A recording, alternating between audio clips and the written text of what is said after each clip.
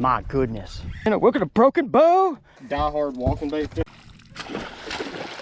When you go to a new lake, do you just struggle with finding and catching bass, or it can be your home body as water as well, guys? I'm about to go through the 3 tips that will help you right now during this late summer through the fall time of the year of finding and catching bass. And you use these points also in other time of the year as well, but it's right now, guys. Welcome to the Fishing Coach YouTube channel.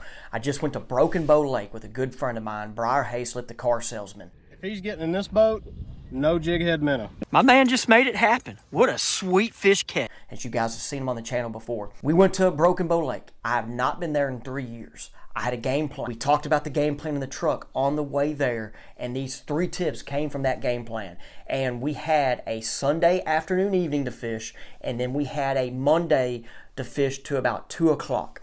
And we wore them out Monday. Part of that was because of us planning and having an efficient plan of attack to go to a lake we've not been to in 3 years. I've actually not even been there with as good as I am with forward-facing sonar. I had some history there, but we erased it. Caught them really good in a creek that I've really never caught them as well in. We caught a bass. We caught a bass. That's what I was picking that up. I was like, where'd that go? I like a bad cast. Yes. These birds, these little birds are going all down high, picking up bait on the surface.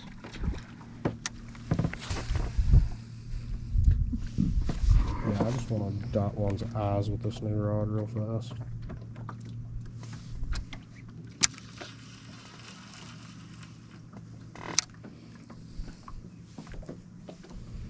Just come on, swim up to it and go back down on it.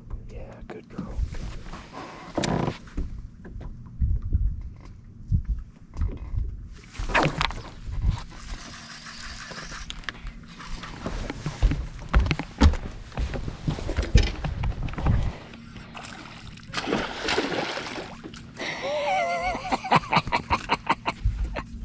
Dude, those are the biggest bram. I was about to say, when you brought them up, I was like, dude, those are small bass. He ate this party minnow. I might not buy crickets anymore. That's a big brim. We're about to have a brim. We're about to have a brim hangout, dude. Okay, the first one is, now I'm going to show you a map right here of Broken Bow Lake. This is a highland reservoir, but if it's a highland, lowland, this doesn't matter. The first one is, do not try to figure out the whole lake. Pick a creek out. Pick 2 creeks out. Pick a section of the lake out. And try to break it down. On this trip, okay, our plan going in, I wanted to go check out Egypt Creek. Briar wanted to go check out Egypt Creek. Boom. So there's one. We launched in Carson. They're that in the lake. I have some history with Carson, and I wanted to kind of see what was happening there.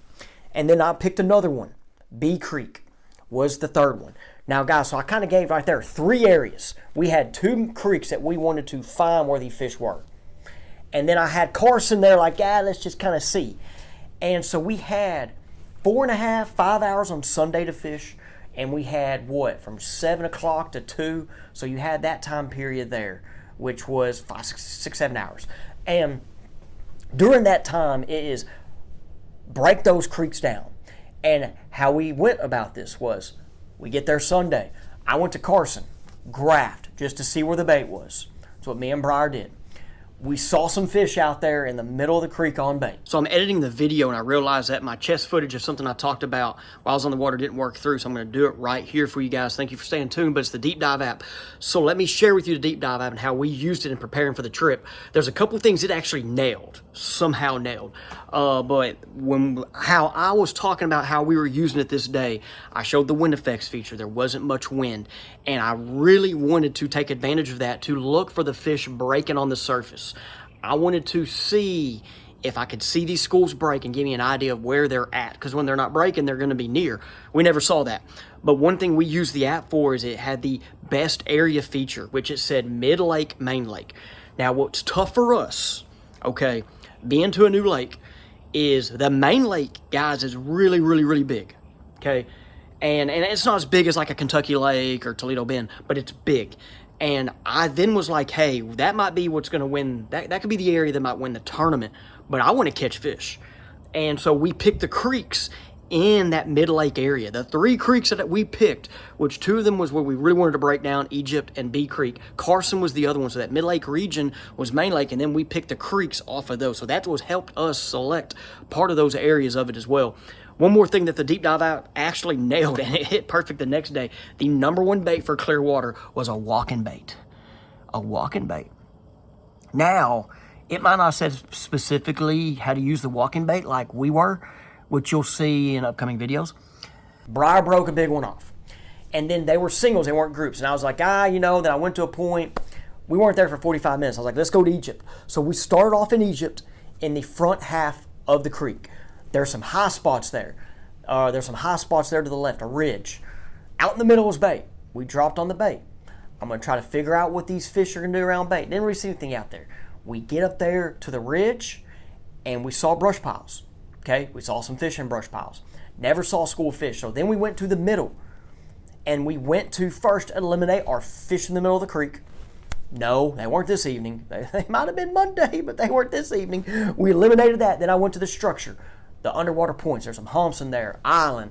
We kind of went to the structure, and we found them on one of the structures, and we kind of had an idea. Okay, so we had that idea, and then, I didn't go to the back half yet. We went to do that Monday. Okay, so I kind of figured that out. Then after that, we got enough information there. And then, we had a little bit of time, went back to Carson just to check it out. We never went to Bee Creek, okay?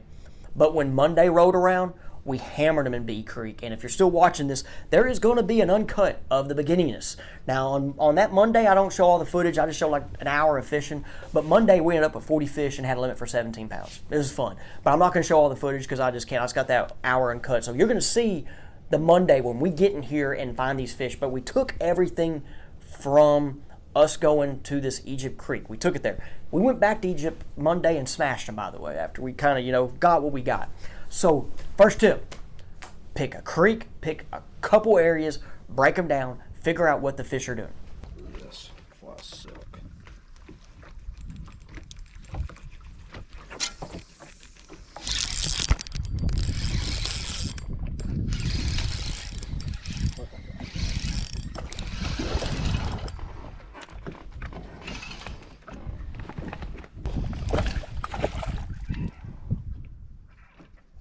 You thumped it like they're supposed to. Not a bad cast, didn't I? Had to. Oh, buddy. No, yes.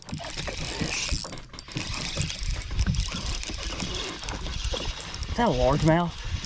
That's a big old spot.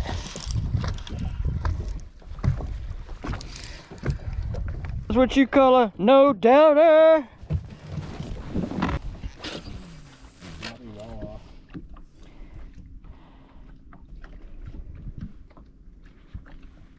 Those three back there right there, huh? Look at this. Oh, buddy. We're about to find out. That's a good fish. When I saw him, I was like, dude, these ain't. I'm trying to get my line out. Watch out.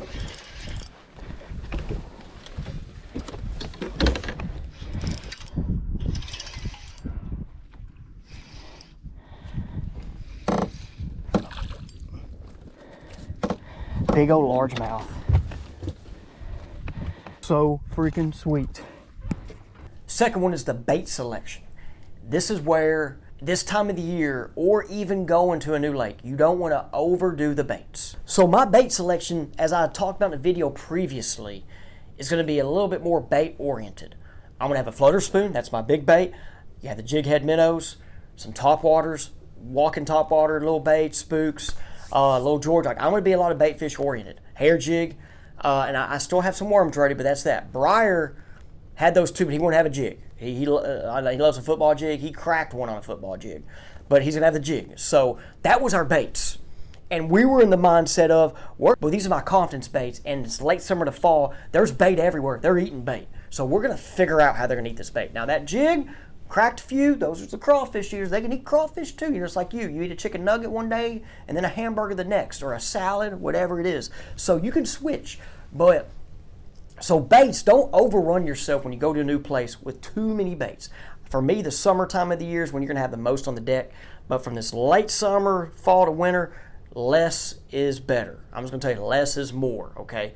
Don't get overrun and try different stuff. So try to hone in on, hey, which ones am I most confident with? And you can always go out and practice other baits. Like, you know, me, this time of year, I'm gonna throw a glide bait. And I'm not gonna say I'm a glide bait expert, but I'm gonna throw it and I'm gonna test it. I'm gonna try to get better at it. But that's just kind of one of my baits that I might put on the deck is like, hey, I'm gonna get better at baits. So, but for your sake of fishing, don't try to have too many of those on the deck. Don't have 5, just have 1.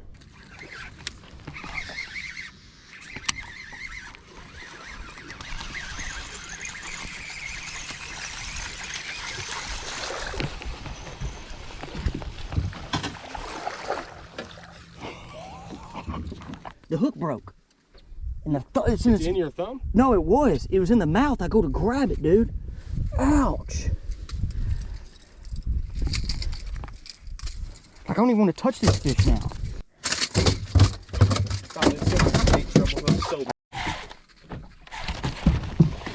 Oh, yeah. Yeah. Get up in here. Get up in here.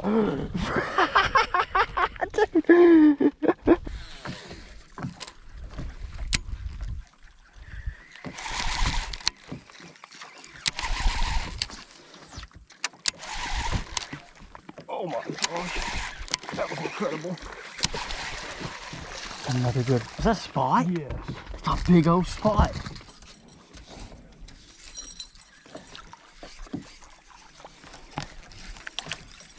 They're in the fall, in the shed. They're in the shed. Okay, yeah. Let it float back through the shed. How bad is it we don't even see my spoon?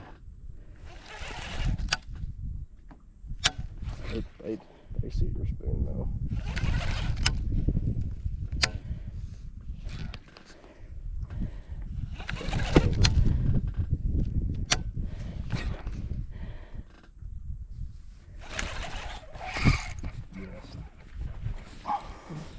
It's so wide, isn't it?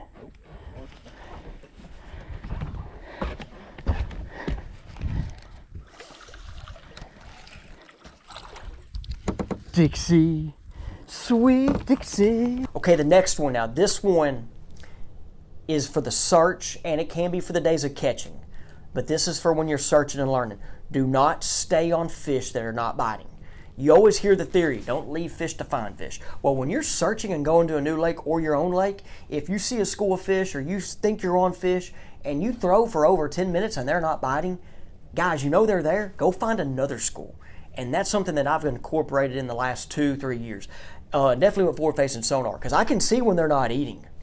Okay, and I'm not going to keep throwing. I might throw 5 baits at them. They don't eat, I'm out. And I might come back to them later. I'm going to try to find that feeding window, okay? If they're active on my baits, like at 4 or 5 o'clock or 9 o'clock, maybe they'll eat it at 11. So that's something that I think a lot of people definitely go to a new lake. You see all these fish, you know, and like you stay there too long. And the more you find, the more opportunities you're going to have a chance of catching. And that's one of my deals. So even this day, when we were in Egypt on that Sunday, I mean, we found fish, but like I wasn't staying on long. I'm like, hey, if they don't bite, boom, we're going to go. I want to try to find as many areas and search as much as I can to put myself in a position. And then go into that next day, you'll see. I mean, we found fish and we left them. Like one of the best schools of fish we found, we left to then go back to Egypt. You're not going to see this on video. You're going to hear this out. And we go try to pattern it in a part of Egypt, and we found fish, but they weren't as big. And I was like, dude, and these fish were in B to where like it's hard to take a boat to. And I'm in the Icon, the lake was 2 foot low. I just I didn't want to mess my boat up. So anyway, we couldn't go back to them. Like we ran out of time. And so that was just a day of fun fishing though. Like tournament fishing, you know, don't go pick on them, you know, kind of prep, know where you're at. But that's a deal there of like, try to find as many as you can. And if they're eating, if they ate and then they're not eating, leave them. Go find more. Like I said, don't just stay on them for an hour and just expect them to bite again. Okay? Just from my experience, okay, guys? So to review real quick, pick out a certain few areas, break them down, figure it out. Next one is your bait selection. Less is more. And then your last one is stop sitting on fish that are not biting.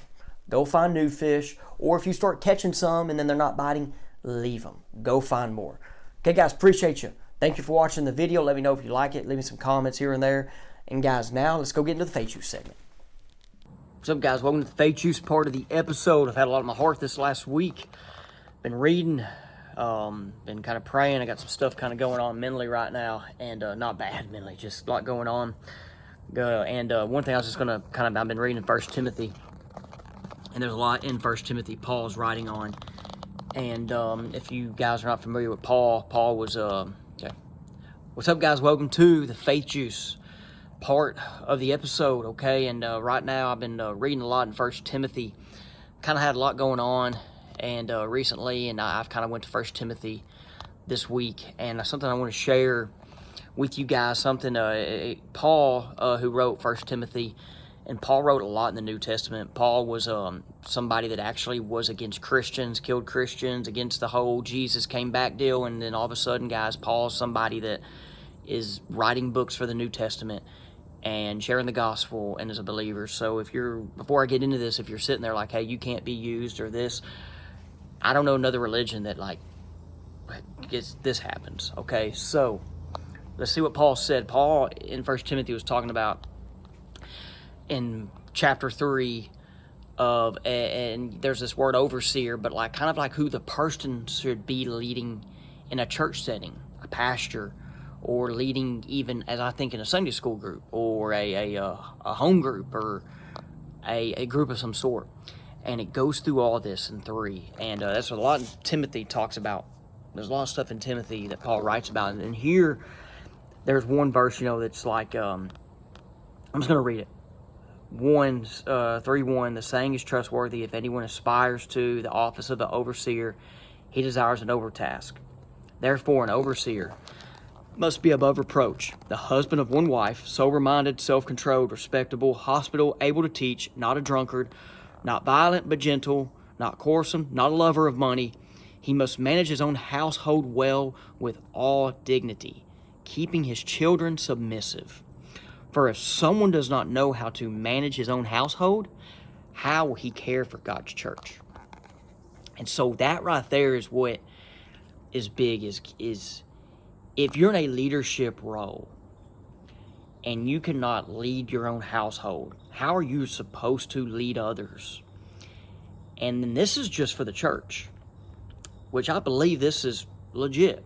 Yeah, if you're going to be up there preaching, and if you're up there leading a group, you got to be able to start at home. And I think there's been times we've missed that, or, you get caught up in your job or your leadership role that you forget about home. But definitely in the church. But I look at other positions, of jobs. So that there is what I've just read it. I've talked to one of my pastors, one of my former pastors of my church about, and it all goes back to first start with the home. So you guys, if you've had struggle leading at the home, or you feel like it's kind of gone out of control, stop it before it gets more out of control. Sit back, go back to leading your own home, your kids, your wife, and that's what we are called to do as men. And I know I have ladies here too, and ladies, you are involved as much as the men of supporting, being there. And me, it's been interesting, man. I saw a quote. We're now going off of this because I brought ladies in, but my wife and me, we've been. It's been interesting how the last 4 years have been, 3.5, 4, because my son's he's 3.5. But today, they're taking a nap right now. I'm watching my kids today. I'm in a unique position to where I watch my kids 1 or 2 days a week. It's been one the past month or so because my guide trips and everything else has been going crazy. And my wife works 2 days a week. And so we're in a unique position to where we get to be around them so much. I do, and I'm very blessed for it. But my wife right now being 38 weeks pregnant, I got to do a lot of roles that she feels like she's supposed to do. And we do them together. We clean the dishes together. I've been cooking a lot lately. And that's where she's decided desire to cook.